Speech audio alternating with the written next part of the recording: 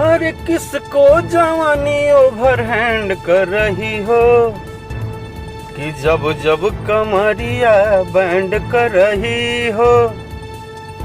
हाँ हाँ, किसको जवानी ओवर हैंड कर रही हो कि जब जब कमरिया बैंड कर रही हो।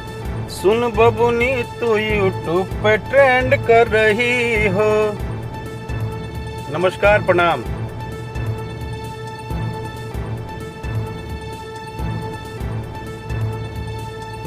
बहुत बहुत दिल से आभार, दिल से अभिनंदन।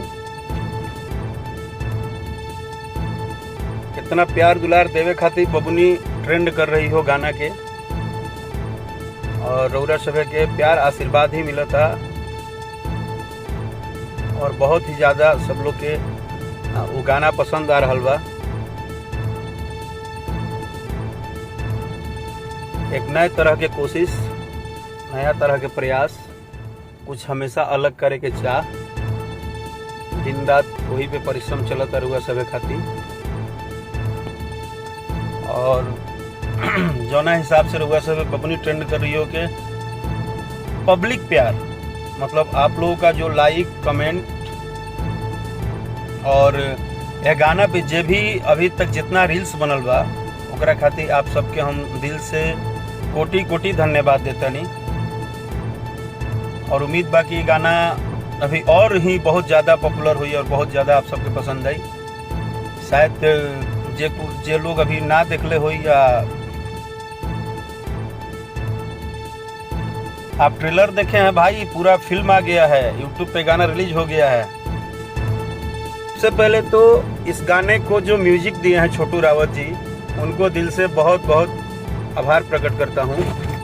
और इस गीत को जो लिखा है अरुण बिहारी जी ने, उनको भी दिल से बहुत धन्यवाद, क्योंकि एक अलग तरह का प्रयास करना और अपने एक भोजपुरी को नए मुकाम की ओर ले जाना, नए तरह का प्रयास करना।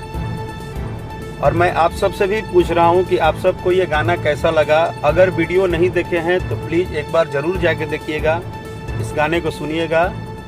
और आजकल यूट्यूब की ट्रेंडिंग तो चल ही रही है, और मुझे भरोसा है, विश्वास है कि आप लोग इस गाने को बहुत जल्द ट्रेंडिंग में लाएंगे। अगर आप लोग का आशीर्वाद, प्यार दुलार ज़्यादा से ज़्यादा मिलेगा तो ये गाना ट्रेंडिंग में जल्दी आ जाएगा। SRK म्यूजिक से ये गाना रिलीज हुआ है और बहुत ही उम्दा ये गाना है। और जिस हिसाब से सबका मैंने कमेंट पढ़ा, जिस हिसाब से गाने को लाइक्स मिल रहे हैं, तो ये एक प्यार है आप लोगों का, जिसके कारण हम लोग नए नए तरह का हमेशा प्रयास कर रहे हैं। और आप सबको बता दूं कि जैसे सुबह मैंने एक पोस्ट किया था कि इस बार का देवी गीत कैसा होना चाहिए, तो मैं उन सभी भाइयों को, उन सभी भोजपुरी परिवार को दिल से धन्यवाद दे रहा हूं कि आप सबका मैंने, जो आप लोगों ने अपना अपना प्रतिक्रिया दिया है मेरे मैसेज में।